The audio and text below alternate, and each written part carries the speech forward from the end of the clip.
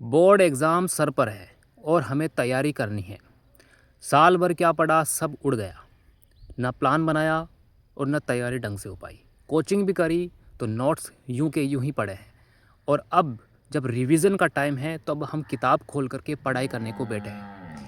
क्या यह सही है या गलत? इसी मुद्दे पर आज बात करते हैं। हेलो फ्रेंड्स, मैं हूं भवानी सिंह रावत और आप सभी का स्वागत है हमारे चैनल पर। देखिए साथियों, साल भर आपने क्या पढ़ा, अगर आपने पढ़ा है तब ही उसी का रिवीजन करना अनिवार्य बनता है। अगर आपने नहीं पढ़ा तो किताब को बंद ही रखिए, उसको नहीं खोलना। अगर आप खोलना भी चाहते हैं तो उसको 5 SQR टेक्निक से स्टडी करिए। 1 महीने का अगर आपके पास में टाइम है तो भी आप कर सकते हैं, 10 दिन का समय है तो भी आप कर सकते हैं। लेकिन करना आपको ज़्यादा मेंटली डिस्टर्ब होकर नहीं है, रिलैक्स होकर के आपको करना है। करना क्या है, बुक उठाइए, उसके अंदर 5 SQR टेक्निक अपनाइए। 5 SQR का मतलब होता है, सबसे पहले सेट कीजिए अपने माइंड को, अपने ब्रेन को, अपने टारगेट को। सेकेंड एस का मतलब होता है सेलेक्ट कीजिए कि क्या करना है और कितनी देर में हमें करना है। फिर आप उसको स्ट्रक्चर कीजिए, यानी कि इसका ढांचा तैयार कीजिए, यानी कि किस प्रकार से आप उसको रीड कर सकते हैं। फिर आप उसको स्टिमुलेशन कीजिए, यानी कि जल्दी जल्दी से उसको रीड करना है। यानी कि ढांचा तैयार हो चुका है, बड़े बड़े वर्ड्स को या फिर बड़े बड़े जो डायग्राम्स है उसको, फॉर्मूलोज को आपने स्ट्रक्चर कर लिया, देन आप रीड कीजिए स्पीड से। वो होता है आपका स्टिमुलेशन। एंड देन सॉलिडिफिकेशन, यानी आपके अंदर अच्छी आदतें रहनी चाहिए, अच्छी हैबिट्स रहनी चाहिए, अच्छे थॉट्स रहने चाहिए, उसको कहते हैं सॉलिडिफिकेशन।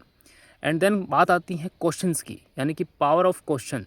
यानी आप अपने आपसे सवाल कीजिए कि ये मैं क्यों कर रहा हूँ, किस लिए कर रहा हूँ, कितने देर के लिए कर रहा हूँ, स्टडी कर रहा हूँ, और मैं कैसे कर रहा हूँ। तो अपने आप से सवाल करेंगे, पढ़ते पढ़ते भी अपने आप से सवाल कीजिए, कैसे हुआ, क्यों हुआ।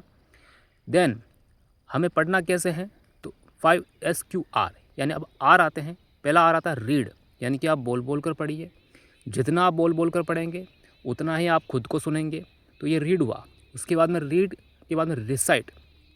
रिसाइट यानी कि उसको बाहर निकालिए, यानी कि उसको बाहर निकालिए, किसी को बताइए या फिर उसको दोहराइए।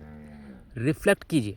नेक्स्ट आता है रिफ्लेक्ट, यानी कि उसका रिफ्लेक्शन होना चाहिए, किसी को बताना, उसको जितना उसके रिपीट करिए, रिकॉर्ड करिए, अपने माइंड में उसको रिकॉर्ड करिए।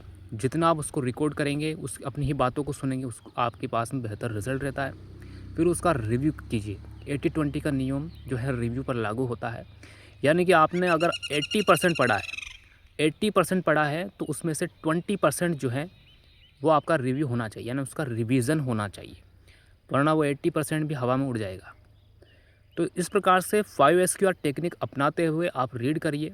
देखिए एग्ज़ाम है, एग्ज़ाम आते जाते रहते हैं। एग्ज़ाम आज आए हैं, कल फिर आएंगे, यानी कि हर साल 6 महीने में एग्ज़ाम चलते रहते हैं। ये ज़िंदगी नहीं है। अफसोस ये रहता है कि इस समय जो है नेगेटिव स्टेप्स उठा लिए जाते हैं स्टूडेंट्स के द्वारा, जो कि गलत है। विद्यार्थियों को, स्टूडेंट्स को ये चाहिए, अगर आपने साल भर तैयारी करी है तो आपको लास्ट में रिवीजन कर लेना चाहिए। नहीं भी करी है तो मोटे मोटे तौर पर उसको पढ़ लेना चाहिए। टाइम शेड्यूल आपको बनाना पड़ेगा। अगर आप चाहते हैं कि मैं 8 घंटे डेली उसको रीड कर सकता हूं, तो आप 8 घंटे का प्लान बनाइए। 6 घंटे रीड कर सकते हैं तो 6 घंटे का प्लान बनाइए। अगर आप चाहते हैं कि फिर मैं सिर्फ 4 घंटे या 2 घंटे ही पढ़ सकता हूं, तो 2 घंटे का प्लान ही बनाइए, बाकी टाइम आपको नहीं पढ़ना है। पहली बात। दूसरी बात, पढ़ना ऐसा है कि जैसे कि आपके सामने आसपास कुछ भी घटनाएं हो रही हैं या कुछ भी प्रॉब्लम्स हैं या कुछ भी मतलब अच्छे काम हो रहे हैं, यानी कि कोई भी वॉल्यूम चल रही हैं, उसको आपको इग्नोर करना है, यानी कि ध्यान नहीं देना है। अपने माइंड को जो है अपने को भटकाना नहीं है, सिर्फ और सिर्फ फोकस करना है अपने टारगेट पर। जितना आप अपना टारगेट सामने रख कर के, टाइम शेड्यूल बना करके उस पर फोकस करेंगे, आप जीत जाएंगे। आपको यकीन भी नहीं होगा कि मैंने 7 दिन में वो कर लिया जो मैं साल भर में नहीं कर पाता, या फिर मैंने महीने भर में उतना कर लिया जितना मैं साल भर में नहीं कर पाता। तो ये कैसे होता है, ये अंदर से मोटिव आता है। तो ये 5 SQR टेक्निक जो है उसके बारे में डिटेल में मैं वीडियो बनाऊंगा, आपके लिए लेकर के आऊँगा कि स्टूडेंट्स जो है इतने परेशानी में है वो क्यों हैं।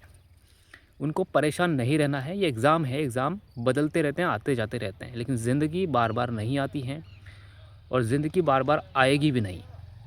उसके लिए आपको प्रयास करना पड़ता है। एग्ज़ाम सिर्फ प्रयास करने के लिए है, ज़िंदगी के लिए नहीं है।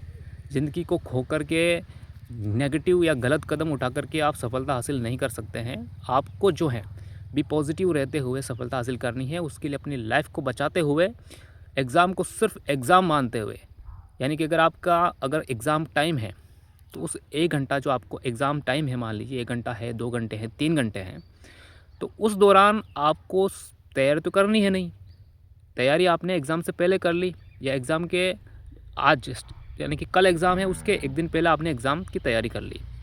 लेकिन जिस दिन आपका एग्ज़ाम है,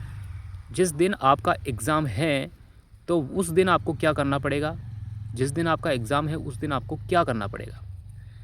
उस दिन आपको पूरी तरह से आपको उसमें डूबना है। एग्ज़ाम के अंदर पूरी तरह से डूबना है, चाहे क्वेश्चंस आपको आए या फिर नहीं आए। आपको ये तैयारी रखनी है कि मैं इसका सही जवाब कैसे दे सकता हूँ।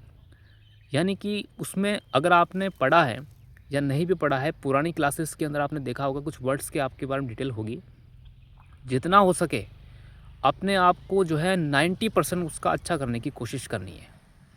ठीक है, सवाल के अंदर काफ़ी जवाब मिल जाते हैं, बस उस सवाल को समझने की हमें आवश्यकता है। तो साथियों, मैंने आपको ये कुछ चीज़ें बताने की कोशिश करी हैं। उम्मीद करते हैं ये कोशिश आप सभी के लिए एक मेहनतकश कोशिश रहे, आपके लिए जांबाज और हकीकत वाली कोशिश रहे, और आप नेगेटिव स्टेप ना उठाएं। अपने पेरेंट्स का ख्याल रखते हुए आप ये काम करें। तो साथियों, मिलते हैं आपको नेक्स्ट वीडियो में। तब तक के लिए जय हिंद, वंदे मातरम। और आपका आज का दिन भी शुभ रहे और आने वाली जो है टाइम भी आपका शुभ रहे। इसी उम्मीद के साथ में आप अपनी तैयारी को जारी रखें। जय हिंद, वंदे मातरम।